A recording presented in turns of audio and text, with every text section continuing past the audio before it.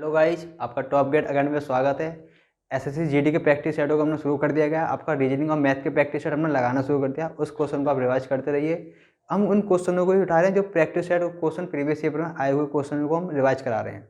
उस पैटर्न को फॉलो करा रहे हैं, उस पैटर्न को करते रहिए। आपका प्रैक्टिस सेट मैथ का 6 शुरू हो चुका है। पहला क्वेश्चन हम पढ़ते हैं। पहला क्वेश्चन क्या कह रहा है? पहला क्वेश्चन कह रहा है कि 7 2 5 1 को 66 से विभाजित किया जाता है। 7 2 5 1 को 66 से क्या कर रहा है? विभाजित किया जाता है। तो भागफल पूछ रहा है। ये तो आपको नॉर्मल क्वेश्चन दे रखा है। क्वेश्चन नंबर पहला क्या है? आपका नॉर्मल दे रखा है, मतलब इसमें भाग देने पर भागफल पूछ रहा है। जो भागफल होता है वो पूछा है। रिमाइंडर नहीं पूछा शेषफल क्या होता है, उसने भागफल पूछा है। जब हम 66 में भाग करेंगे इसका, 66 एकम 66 हो जाएगा। कितना रिमाइंडर बचेगा? 6। एक बार भाग चला गया, फिर 5। अब इसमें 65 में 66 का भाग नहीं जाएगा, नहीं जाने का क्या लगाएंगे? 0 लगाते हैं। तो हम 51 लिख दिया। फिर 66 का टेबल बढ़ेंगे कितना? 9 बार। 9 छक्के 594 आएगा। कितना बचा यहाँ से? 57 रिमाइंडर बचा। और उसने भागफल पूछा। ये क्या हमारा भागफल होता है। तो ऑप्शन कौन सा हो गया हमारा? 109। 109 किस में आ रहा है आपका? Option B. क्वेश्चन नंबर 2 पे आते हैं। क्वेश्चन 2 कह रहा है कि आसिफ बशीर से दोगुना अच्छा काम कर रहा है। तो आसिफ जो काम करता है बशीर से दोगुना अच्छा करता है काम। आसिफ जो काम करने की क्षमता है उसकी बशीर से दोगुनी है। अच्छा काम करता है तो क्षमता उसकी दे रखी है। मैंने आपको बताया था यहाँ पे क्षमता आती है आपकी कैपेसिटी, और यहाँ पे क्या आते हैं हमारे पास? एलसीएम आता है, जिसे हम टोटल वर्क कहते हैं। और यहाँ हमारे पास टाइम आता है और डे आते हैं, कितने दिन है या घंटे आते हैं। तो हमें पता पड़ गया कि जो असीर है बशीर से दोगुना अच्छा है। तो असीर की क्षमता बशीर से दोगुनी है, इसकी हम 1 मान लेते हैं बशीर की, तो असीर की दोगुनी होगी। तो कह रहा है कि दोनों मिलकर जो काम करते हैं, दोनों मिलकर उस कार्य को 30 दिन में कर देते हैं। कितने दिन में करती हैं? 30 दिन में। तो दोनों की कैपेसिटी कितनी हो जाएगी? असीर की 2 है और बशीर की 1 है, तो दोनों की कैपेसिटी कितनी होगी? 30। 3 कैपेसिटी हो गई। जब 3 कैपेसिटी है, एक दिन में वो 3 काम करते हैं असीर और बशीर, तो 30 दिनों में उसने कितना काम करा होगा टोटल मिलके? 90 काम करा होगा। 90 टोटल वर्क था। फिर क्या कह रहा है? आसिफ को अकेले उस कार्य को पूरा करने में कितने दिन लेंगे? आसिफ का पूछा है। आसिफ की कैपेसिटी कितनी? 2। एक दिन में 2 काम करता है, तो 90 टोटल वर्क को कितने दिन में करेगा? एक दिन में 2 काम है, तो 45 दिन में टोटल काम कर देगा। ऑप्शन हो गया आपका इसमें से बी। क्वेश्चन नंबर 3 पे आते हैं। क्वेश्चन नंबर 3 कह रहा है कि एक आयत का क्षेत्रफल दे रखा है। क्षेत्रफल पूछा है उसने, दे नहीं रखा है। क्षेत्रफल क्या उसने फाइंड करा है। एक हमारे पास क्या है? आयत है। उसने कहा है कि इसका क्षेत्रफल क्या होगा। उसने एरिया पूछा है कि कितना होगा। उसने कहा है कि इसका विकर्ण 25 सेंटीमीटर और इसकी एक भुजा 24 सेंटीमीटर। विकर्ण कितना दे रखा है? 25 सेंटीमीटर और भुजा कितनी दे रखी है? 24 सेंटीमीटर। हमें पता पड़ गया क्या एक ट्रायंगल बन गया आपका समकोण त्रिभुज। और समकोण त्रिभुज क्या करेंगे? इसमें पाइथागोरस प्रमेय का फॉर्मूला है, कर्ण का स्क्वायर इक्वल टू आधार का स्क्वायर प्लस लंब का स्क्वायर। जब ये 25 है, ये 24 है, इसमें से इसको माइनस करेंगे। 25 का स्क्वायर 625 होता है, 24 का 576 होता है, इसका माइनस करेंगे 49 आएगा। 49 7 का स्क्वायर होता है। तो हमारी भुजा कितनी निकल के? 7। दूसरी भुजा। तो हमारे क्षेत्र का फॉर्मूला क्या होता है? लंबाई गुणा चौड़ाई। लंबाई इंटू चौड़ाई। लंबाई कितनी है? 24। चौड़ाई कितनी है? 7। तो कितना है आपका? 7 दूनी 14, 168 सेंटीमीटर स्क्वायर। क्वेश्चन नंबर 4 पे आते हैं। क्वेश्चन नंबर 4 कह रहा है एक दुकानदार अपने माल का दाम 60% अधिक रखकर 25% छूट देता है। यदि क्रय मूल्य 1600 हो तो विक्रय मूल्य क्या होगा? तो उसने कहा कि क्रय मूल्य दे रखा उसका, कॉस्टिंग प्राइस, जिसे हम क्रय मूल्य कहते हैं। क्रय मूल्य दे रखा उसने 1600। अब क्या कह रहा है कि उस क्रय मूल्य के दाम पर 60% अधिक कर देता है। उसका मूल्य कितना बढ़ा दिया? 60% अधिक कर दिया। 160 बट्टे 100, हम 100 के नियर लेते हैं। 100 पे हम बढ़ाएंगे वैल्यू, 100 पे ही घटाएंगे। फिर क्या कह रहा है कि वो 25% डिस्काउंट देता है। तो 100 पे 25% डिस्काउंट कितना हो जाएगा? 75 बट्टे 100। तो उसने पूछा कि सेलिंग मूल्य इसका विक्रय मूल्य क्या है। जब उसने इतने बढ़ा दिया, इतने रुपये अधिक रख दिया, अधिक करने के बाद 25% डिस्काउंट कर दिया, तो उसने पूछा गया कि विक्रय मूल्य क्या है। 2 जीरो से हमने 2 जीरो माइनस कर दिए, और 20 से 5 बार किया, और 20 से हमारा 160 8 बार डिवाइड हो गया, और 5 से 75 15 बार डिवाइड हो गया। 8 पंजे 120 होता है, और ये 16 जीरो का जीरो आ गया, 16 दूनी 32, 32 का 2 हासिल लगा 3, 16 कम 16 और 3 19। तो उसका विक्रय मूल्य कितना, वस्तु को उसने 1920 रुपये में सेल कर दिया। क्वेश्चन नंबर 5 पे आते हैं। क्वेश्चन नंबर 5 कह रहा है कि 55, 100 और 65 और 116 में से प्रत्येक संख्या में कौन सी संख्या जोड़ी जाए कि परिणामी संख्या निरंतर अनुपात में हो। मतलब 55 में क्या जोड़ें, और 100 और 65 और 116 में हम क्या इस वैल्यू में, इन सब में क्या नंबर जोड़ें, इनका जो रेशियो बराबर है, इन दोनों का रेशियो परिणामी रेशियो कह रहा है। जो परिणामी रेशियो होता है इन दोनों का रेशियो 55/100 और इनका रेशियो 65/116 बराबर आना चाहिए। तो हमने कहा कि इसमें हम x जोड़ दे रहे हैं, इसमें भी x जोड़ना पड़ेगा, इसमें भी x जोड़ना पड़ेगा, इसमें भी x जोड़ना पड़ेगा। तो हमने एक वैल्यू ले ली x जो कि जोड़नी पड़ी, इन सब में जोड़ने की बोल रहा है, तो हमने x को मान लिया कि x नंबर है, इन चारों में जोड़ा जा रहा है, तो इसका अब रेशियो क्या बराबर आएगा। अब x को फाइंड करना है, पहले इसका गुणा इसमें करते हैं, 55 गुणा 116 plus 116x plus 55x, 55 plus x square बराबर, अब इसका गुणा इसमें करेंगे 65 into 100 plus x square plus 100x plus 65x। जैसा कि बराबर वैल्यू दे रखी है, बराबर के बाद एक्स स्क्वायर से एक्स स्क्वायर कट जाएगा, इधर इसका गुणा करेंगे तो 55 चक्के कितने होते हैं हमारे पास, 55 से 330 होते हैं, तो 330 कितना हो गया, जीरो, हासिल कितना लग गया 33, 55 एकम 55 और 33 88, 88 का 8 हासिल लगा 8, 55 एकम 55, 55 और 8 कितना हो गया 63 प्लस 116 और 55 कितना हो गया 171x बराबर 6500 हो जाएगा सीधा आपका ये, प्लस 100x और 65 165x, 71x में से इधर को लेके आएंगे तो 6x बचेगा, और 6580 में से 6380, 6500 में से 6380 माइनस करेंगे कितना आएगा 120 आएगा। तो x की वैल्यू कितनी आई आपके पास 20। तो वह कौन सा नंबर था 20 था। अगर आप 20 इसमें ऐड करके इसमें ऐड करके इसमें ऐड करके आप रेशियो बनाओ, इन दोनों का रेशियो और इन दोनों का रेशियो क्या आएगा बराबर आएगा। ऑप्शन कौन सा हो गया आपका ए। क्वेश्चन नंबर 6 पे आते हैं। क्वेश्चन नंबर 6 कह रहा है, क्वेश्चन 6 कह रहा है एक विक्रेता 25 में 6 केले खरीदता है, मतलब 25 रुपये में उसने 6 केले खरीदे, क्या जी कॉस्टिंग प्राइस खरीदे उसने। फिर क्या करा है 20 रुपये में 3 केले बेच दिए, 20 रुपये में 3 केले बेच दिए, तो उसका लाभ पूछ रहा है प्रॉफिट, और प्रॉफिट किस में कह रहा है परसेंट में, परसेंट। तो हमने देखा कि 20 रुपये में 3 केले बेच रहा है, तो 6 केले कितने रुपये में बेचेगा वो, 6 केले बेचेगा 40 रुपये में। 20 रुपये में 3 केले 6 केले, अब उसने 6 केले खरीदे थे 6 ही बेच दिए, 25 रुपये में 6 केले खरीदे थे 40 रुपये के बेच दिए, तो कितने रुपये का प्रॉफिट हुआ उसे 25 से 40 15 रुपये का प्रॉफिट हुआ। और जो 15 रुपये का जो प्रॉफिट हुआ उसे किराया मूल्य पे प्रॉफिट होता है, हमेशा हम किराया मूल्य को नीचे लेते हैं। तो किराया मूल्य है कि हमारा ये सेलिंग प्राइस था इंटू 100, उसने परसेंट पूछा है। ये 5 से गया आपका 3 बार, 25 गया 5 से 5 बार, 5 से 100 काट दिया 20 बार, 20 का 3 60% का उसे प्रॉफिट हो गया। कितने परसेंट प्रॉफिट हुआ 60, ऑप्शन हो गया आपका सी। क्वेश्चन नंबर 7 पे आते हैं। क्वेश्चन नंबर 7 कह रहा है कि दो मजदूर ए और बी को प्रतिदिन कुल 600 रुपये 50 भुगतान किया जाता है। मतलब 2 मजदूर हैं, इसको ए और प्लस बी को दोनों को मिला के 650 रुपये दिए जाते हैं। ए को होने वाला भुगतान बी को होने वाले भुगतान का 160% है, मतलब ए को जो मिलता है बी को मिलने वाले से 160% अधिक मिलता है।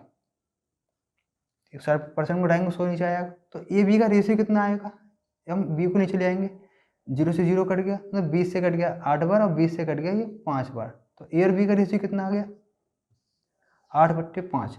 और कितना हो गया 8 और 5 कितना हो गया 13। 13 इक्वल टू कितना है 13x इक्वल टू दे रखा है हमारे पास 650। 650 एक्स इक्वल टू कितना आया एक्स इक्वल टू आ गया आपके पास 50। 13 पंजे 65 जीरो का जीरो। तो एक्स की वैल्यू कितनी है 50। ए का भुगतान कितना है 8, तो कितना हो गया आपके पास 400। बी को कितना है हमारे पास 250।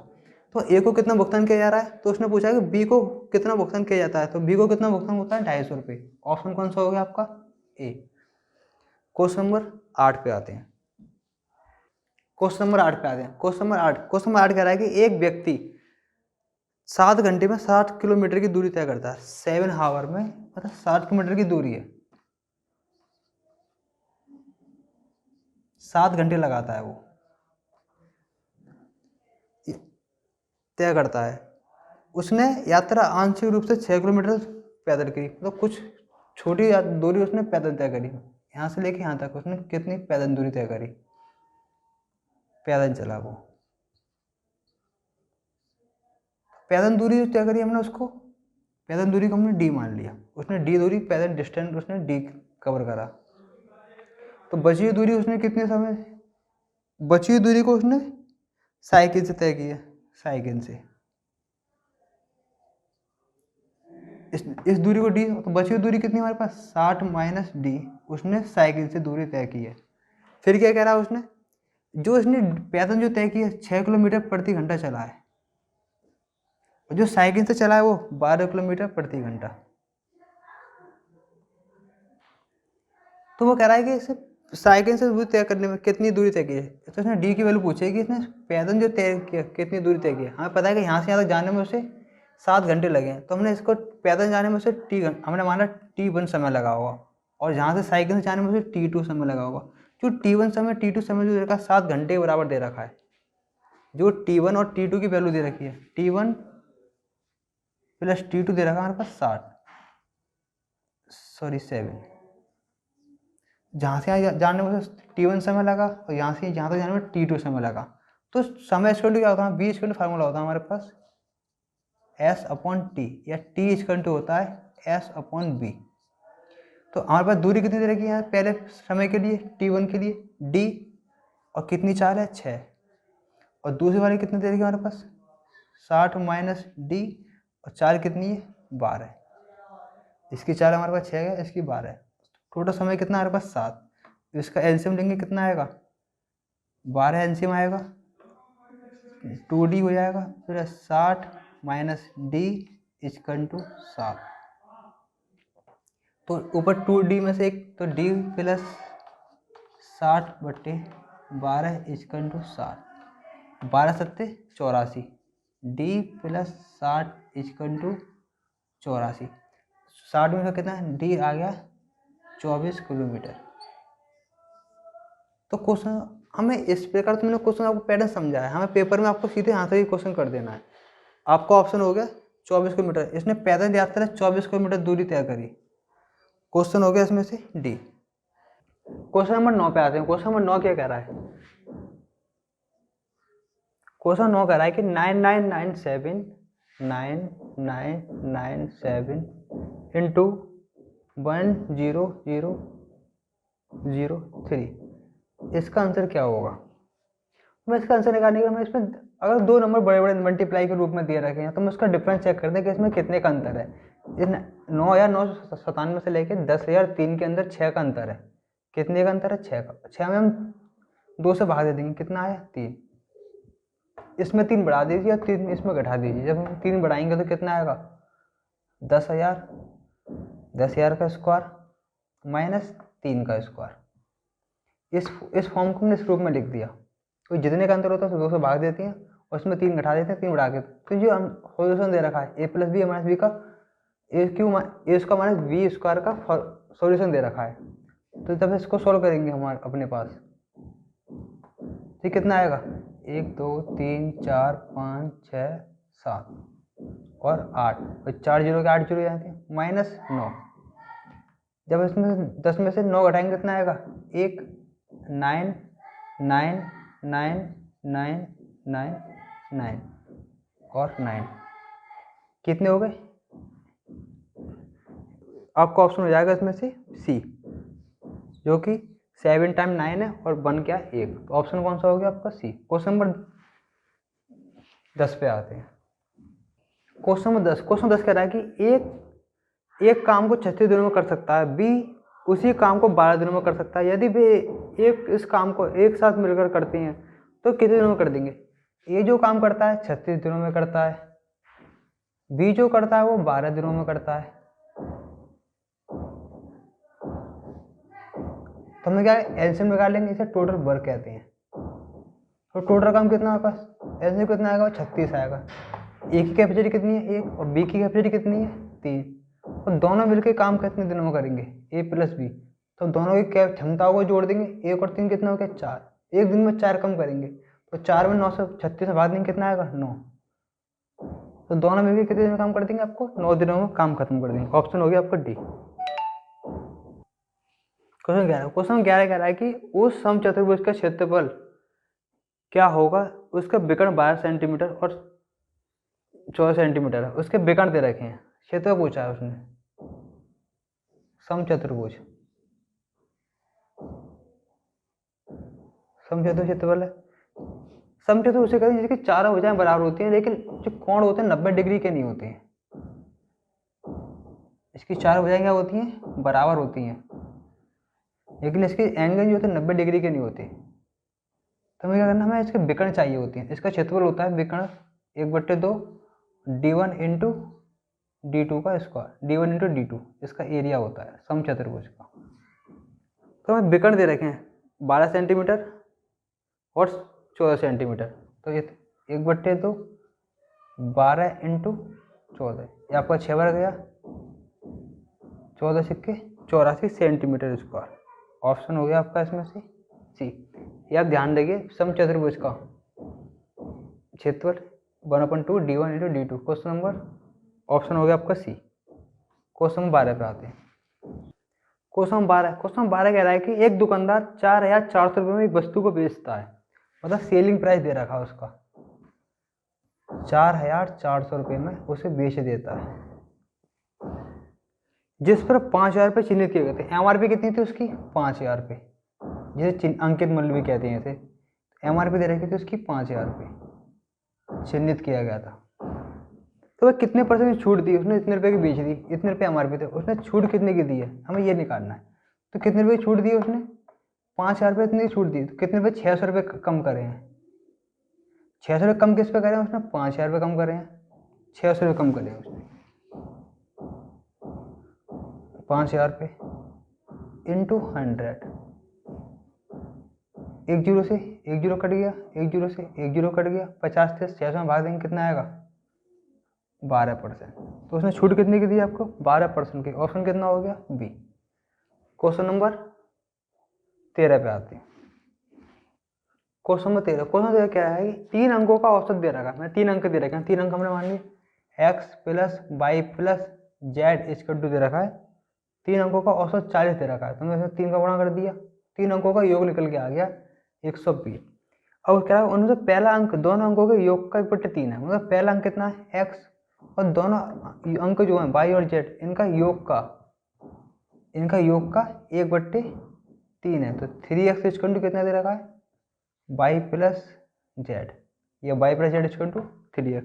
तो पहला अंक पूछा है, तो इसकी वैल्यू कितनी दे रखी है 3x, कितना हो गया यहाँ पे x plus 3x equal to कितना हमारे पास 120, कितना गया 4x, इसका भाग दे देंगे तो s कितना निकल गया, पहला अंक कितना है 3। ऑप्शन कौन सा हो गया इसमें से डी। क्वेश्चन नंबर 14 पे आते हैं। क्वेश्चन नंबर 14 कह रहा है कि एक छात्र को उत्तीर्ण होने के लिए 40% अंक चाहिए, मतलब तो पास होने के लिए कितने अंक चाहिए 40% नंबर चाहिए 40%। तो उसने क्या करा, उसने वह 67 अंक पाता है, कितने अंक लेके आता है 67 अंक लेके आया, 67 अंक लेके आया और 13 अंकों से फेल हो गया। कितने अंकों से फेल हो गया 13 अंक लेके आया और 13 अंक से फेल हो गया। अगर मैं 40% अंक लाता तो पास हो जाता, तो 67 अंक लेके आया 13 अंक से फेल हो गया। अगर वो 13 अंक और ले आता 67 में तो कुल अंक कितने आते 80 अंक हो जाते। जो कि वह क्या हो जाता, पास हो जाता। अगर वो 13 अंक और ले आता, 80 अंक ले आता मिलाकर 67 की जगह, तो वह पास हो जाता। और पास कितने पर, 40% पर था। तो 40% बराबर कितने दे रखा है, 80 अंक। तो 100% अंक कितने थे उसके अंदर पास होने के लिए। अब 40% बराबर 80, 80% बराबर 160, तो 40% 20, तो कितना आएगा आपका जी, 80 × 100 बट्टे 40, जिसका परसेंट का भाग देते हैं, कितना है, 2 बार गया। तो 100% अंक कितने थे, 200। तो उसके कुल मार्क कितने थे, 200। तो अधिकतम अंक क्या है, तो अधिकतम मैक्सिमम कितने थे उसमें, मार्क्स 200 थे। 200 नंबर का पेपर था उसका। ऑप्शन हो गया आपका डी। क्वेश्चन नंबर 15 पे आते हैं। क्वेश्चन नंबर 16, क्वेश्चन 16 कह रहा है कि एक अंतरिक्ष यान 1260 किलोमीटर की गति से यात्रा करता है। एक अंतरिक्ष, उसकी स्पीड कितनी रखी है, 1260 किलोमीटर प्रति घंटा की स्पीड से अंतरिक्ष यान, तो सेकंड के 1/10 में भाग में कितनी यात्रा शुरू करेगा, मीटर में पूछा है। तो हमने इसकी स्पीड किलोमीटर प्रति घंटा में दे रखी है, हम इसकी स्पीड कैसे निकाल लेंगे, मीटर पर सेकंड में निकाल लेंगे। तो 1260 क्या करेंगे, 5/18 गुणा करते हैं। जब किलोमीटर प्रति घंटा में हो और मीटर पर सेकंड में जाने के लिए 5/8 का गुणा करते हैं। तो जब मीटर पर सेकंड में हो, किलोमीटर प्रति घंटा में जाने के लिए 18/5 का गुणा करते हैं। तो किलोमीटर प्रति घंटा थी, हम मीटर में गए थे, तो कितना करा, 5/18 का गुणा कर दिया। तो किस में आ जाएगा, मीटर पर सेकंड में आ जाएगा। 18 से काटेंगे 7 बार और 0, 18 से 126 होते हैं, 0 कितना आया, 350 मीटर। मतलब 350 मीटर जा रहा है एक सेकंड में। एक सेकंड में 350 मीटर जा रहा है। अब क्या कह रहा है कि वो कह रहा है कि सेकंड के 1/10वें भाग में वह कितनी यात्रा करेगा। तो सेकंड के 10वें भाग में, जब 350 मीटर जा रहा है एक सेकंड में, सेकंड का 10वां भाग लेना है हमें। सेकंड 10वां भाग कितना आएगा, 1/10 आएगा, 10 का भाग देंगे कितना आएगा, 35 मीटर। तो सेकंड के 10वें भाग में कितना आएगा, 35 मीटर। ऑप्शन कौन सा हो गया आपका, बी। क्वेश्चन नंबर 17 पे आते हैं। क्वेश्चन नंबर 17, क्वेश्चन 17 बोल रहा है कि यदि एक निश्चित मूलधन पर चक्रवृद्धि ब्याज और दूसरे व तीसरे वर्ष के अंत में दे रखा है। तो वो मूलधन और चक्रवृद्धि ब्याज, तो सिंपल इंटरेस्ट दे रखा है मेरे, कोई मूलधन है आपके दूसरे वर्ष के लिए, मूलधन दूसरे वर्ष में कह रहा है, और जो CI है कंपाउंड इंटरेस्ट वो तीसरे वर्ष के लिए है, थर्ड ईयर के लिए। ये सेकंड ईयर पे, जो सेकंड ईयर पे मूलधन दे रखा है 1800 रुपये दे रखा है। जो तीसरे वर्ष का CI दे रखा है, ये दूसरे वर्ष पे दे रखा है, और ये तीसरे वर्ष का CI दे रखा है 1926 दे रखा है। तो दूसरे वर्ष से तीसरे वर्ष में जाने में उससे रेट पूछ रहा है कि ब्याज दर क्या थी। जब दूसरे वर्ष से तीसरे वर्ष में 1926 रुपये हुए थे, किस रेट से हुए थे, 1926 रुपये किस दर से हुए थे। तो 1800 से 1926 गया तो कितने रुपये बढ़ा है, 126 रुपये बढ़ा है। कितनी वृद्धि हुई है, 26 रुपये की। वृद्धि किस पे हुई है, 1800 रुपये पे, इंटू 100। ये रेट निकालने का फार्मूला होता है, दर इज टू ब्याज कितनी वृद्धि हुई है एक वर्ष में जाने के लिए, बट्टे 1800 इंटू 100। 2 जीरो से हमने 2 जीरो माइनस कर दिया, 18 का इसमें भाग दिया। तो दर कौन सी थी, 7% दर थी। जब दूसरे वर्ष में ब्याज पैसा 1800 रुपये थे, तीसरे वर्ष में जाने के लिए चक्रवृद्धि ब्याज थी उस पर 7% की दर से उसकी वृद्धि हुई थी, 1926 रुपये हो गए थे। ऑप्शन कौन सा हो गया इसमें से आपका, ऑप्शन हो गया इसमें से बी। क्वेश्चन नंबर 18 पे आती है। क्वेश्चन 18 कह रहा है कि यदि -1/2 इंटू x-5 -1/2 और इंटू x-5 प्लस 3 = -5/2 है, तो x का मान बताइए क्या होगा। 1/2 का इसमें गुणा कर देते हैं तो -x/2 हो जाएगा। जब इसमें इसको गुणा करेंगे, एक का एक में x आएगा, 2 को नीचे आएगा, माइनस माइनस प्लस हो जाएगा, तो 5/2 आएगा, प्लस 3 = -5/2। अब इसको उधर ले आएंगे तो -x/2 -5/2 प्लस का है तो -5/2 प्लस का है -3। इसका क्या करा, सॉल्यूशन करा तो माइनस के कितना आ गया पास, 2 2 10 10/2, दोनों माइनस के 2 जुड़ जाएंगे, माइनस का माइनस ही हो जाएगा 3। फिर हमने इसका कितना हो गया, 2 से 5 5 पर कट गया, 15, माइनस के 5 और माइनस के 3, माइनस के 8, माइनस के x/2, माइनस से माइनस कट गया, 2 को 8 में गुणा कर दिया, तो x की वैल्यू कितनी निकल के हमारे पास, x का मान आ गया 16। ऑप्शन कौन सा हो गया आपका, ऑप्शन हो गया ए। क्वेश्चन नंबर 19 पे आते हैं। क्वेश्चन नंबर 19, क्वेश्चन 19 क्या करा, क्वेश्चन 19 करा यदि a minus B equal to 1 है, a minus B equal to 1 दे रखा है, और a बी इक्वल टू हमारे पास 6 दे रखा है, और ए क्यू माइनस बी क्यू की वैल्यू पूछी है, ए क्यू माइनस बी क्यू का मान बताइए। इसका क्या दोनों तरफ हम गण करेंगे, इसके साथ दोनों तरफ क्यूब करेंगे तो a cube minus b cube minus के 3ab और ब्रैकेट में a minus B equal to 1 का क्यूब 1 ही होगा। अब इस ए बी की वैल्यू कितनी है, 6 दे रखी है, और a माइनस बी की वैल्यू कितनी है, 1 है, और इसकी वैल्यू उसने फाइंड कराई है, a माइनस बी माइनस के 3, ए बी की 6 है हमारे पास, इंटू 6, इसकी वैल्यू 1 दे रखी है, बराबर 1, a cube minus b cube minus की 18, 18 का 18 और माइनस का 18 हो जाए प्लस का हो जाएगा, बराबर 19। तो ए क्यू माइनस बी की वैल्यू कितनी है आपकी, 19। ऑप्शन कौन सा हो गया आपके पास, सी। क्वेश्चन नंबर 20 पे आते हैं। क्वेश्चन नंबर 20, क्वेश्चन नंबर 20 से अगर आप क्वेश्चन 20 पे आते हैं, एक अंगणित प्रकृति के पहले 13 पदों का योग क्या है यदि पहला पद -10 और अंतिम पद 26 दे रखा है। प्रथम 13 पदों का योग पूछा है, मतलब 13 नंबरों का योग पूछा है, 13 पद 13 नंबर दे रखे हैं, तो एन हो रहा कितना हमारे पास, 13 पद है। और पहला पद कौन सा दे रखा है उसने, पहला पद दे रखा है हमारे पास -10, और अंतिम पद कितना हमारे पास, लास्ट अंतिम पद दे रखा है हमारे पास 26। जैसे कि सम का फार्मूला होता है हमारे पास, पहला पद प्लस अंतिम पद बट्टे 2, और जितने नंबर होते हैं उस नंबर का गुणा कर देते हैं। तो पहला पद कितना हमारे पास -10, और अंतिम पद कितना हमारे पास 26, और n कितना हमारे पास 13 और 2। 26 में से कितना बचेगा, 16 बचेगा प्लस का, और 13 बचेगा बट्टे 2। 2 से 16 कितने हो गए हमारे पास, 8 बार कट जाएगा। 13 8 कितनी होती है हमारे पास, 104। तो सम कितना है हमारे पास, 104। ऑप्शन कौन सा होगा हमारे पास, ए। ये तो है आपके 20 मैथ के प्रैक्टिस सेट। इसी प्रैक्टिस सेट को हम आगे जारी रखेंगे, आगे इसी पैटर्न के साथ कल मुलाकात करते हैं। जब तक के लिए टाटा बाय बाय।